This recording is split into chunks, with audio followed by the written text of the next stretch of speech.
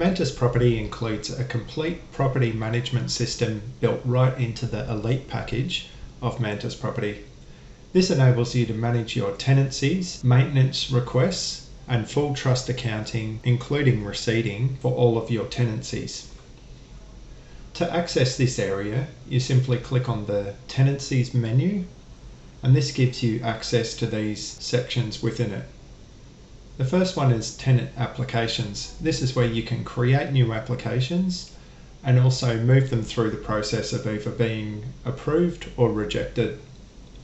The next screen is the Current Tenancies, so that's where you can manage your current tenancies such as commercial leases, holiday accommodation or residential leases. Your completed tenancies will show you an archive of any completed tenancies, so you always have access to all the data on that. Upcoming expiring leases will give you warnings when any of your leases are coming up for a renewal or expiration, so you can keep on top of those. And finally, maintenance jobs will give you a list of any current maintenance requests that have not been closed off, so you can easily manage those. First of all, to create a new tenant application, you simply click on Tenant Applications. That will then bring up this screen, and it will show you under these tabs your incomplete tenant applications, any awaiting approval, and any that are rejected. So to create a new application, you simply click this button, and then you set a date, you enter in the contact, or you can click the plus button to add a new contact. You select the listing, put in any notes, and you can also select the source of where this came from and click continue. This will take you immediately to the edit screen for this tenancy. You can also access this at any time by going into Tenancies and then Tenant Applications. And you will see the one we've just created here is showing up as incomplete. So we just click View to bring that up. You'll also notice there's a number over here. This will always show you any tenancies that are incomplete or awaiting approval, and it will also show a number for any maintenance requests that have just come in and need to be attended to. So on this screen, this takes you through the steps of completing a tenancy application. So you can set up the rent, confirm the owner or landlord, add the tenants. As you can see, this is already marked as done because we specified the tenant in the application, but you can add extra tenants if you want to. Create your tenancy agreement, complete your initial inspection and approve the tenancy application or reject the tenancy application. If you have multiple tenancy applications for one listing, MantisProperty handles that all intelligently. As soon as you approve one of the applications for that tenancy, it will automatically reject any other applications for that tenancy. So the first thing we'll do is go into set up rent. This is where you can set up the frequency, the rent amount, the bond amount, your tenancy start and end dates, and your rent due date. So the rent due date relates to what you've selected here in your frequency. So if we select weekly, then we can select that the rent is due every Monday. Once you've set all of that up, then you just click update and that will save those changes. The next section under here is to create a new ledger account. You would normally only do this once the actual application is approved, so we'll just leave this for now. If we go back to the overview, you can either click on any of those buttons there or you can click in any of the tabs here. So the next step is the landlord. That's where you just add who the owner or the landlord is for that listing. The tenants shows the tenant that we put in as the primary applicant for the tenancy. As you can see in the notes here, that's all automatically generated. You can add new tenants and remove them. Later on in this video, I'll show you what the login details means, because you can give logins to your tenants and landlords so that they can access information about their tenancies put in requests for maintenance, etc. In the tenancy agreement and documents, here's where you can add any documents that relate to the tenancy. So if you have a signed contract or signed agreement, you just select tenancy agreement. You can put in a description if you want, and then you browse for your file and upload it. And the same goes for any property documents and any remedy or breach notices. Any tenancy agreements or remedy breach notices that you upload will be viewable by the tenant and the landlord if they log in. Any property documents that you upload will be for your own internal use, and only the agency will be able to view those. The next section is inspections. So again, you can do an inspection report and upload it here.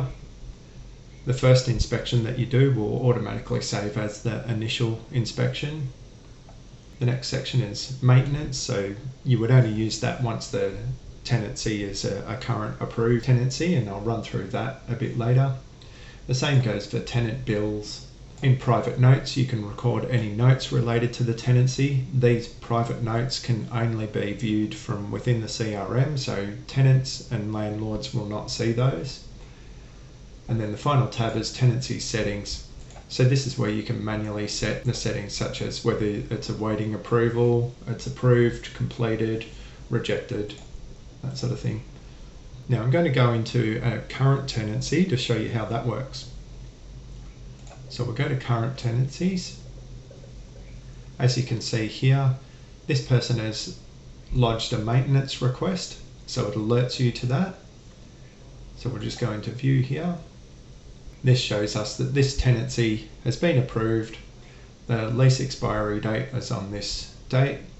And if we go through, we can go into the rent, see the rent that's set. There's a ledger that's already been set, and as you can see, it started with an opening balance of $10 and it's created a ledger here.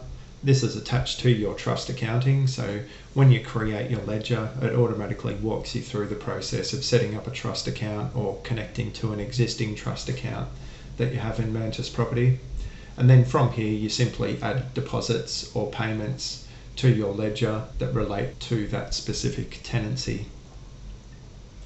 In the landlord section, you can see your landlord details. There's a button here, login details. If you click this will take you to a new screen, which allows you to send login details for either the tenant or the landlord. So to send a tenant invitation, you just click this button and it automatically populates all the information. You don't need to change anything here, but you can if you want to. It automatically pulls in your logo from the settings in your preferences, puts in all the content that's needed with a button that links through to the tenant portal.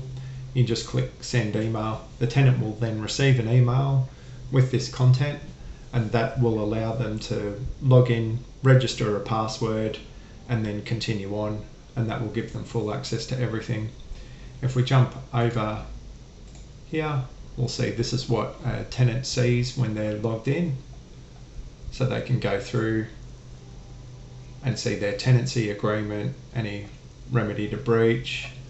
They can see inspections that were done, any bills that have been uploaded, maintenance requests, and so on. So we'll go back into that tenancy now.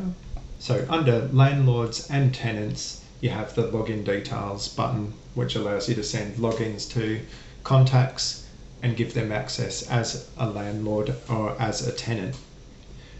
When a tenant logs in, it will automatically show them any tenancies that they have. So if they're a tenant of multiple properties, say for instance, they may have commercial property with you and have multiple leases, that will show all of them so they can manage all of those. And the same goes for landlords. So when a landlord logs in, they can see any of their active tenancies.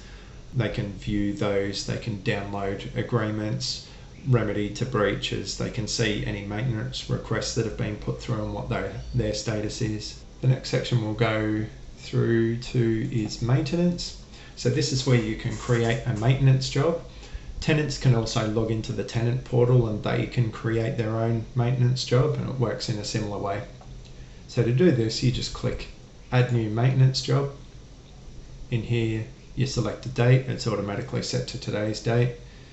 You can set a status if you want. Normally you would set it as requested by the tenant or requested by the agency as your initial status.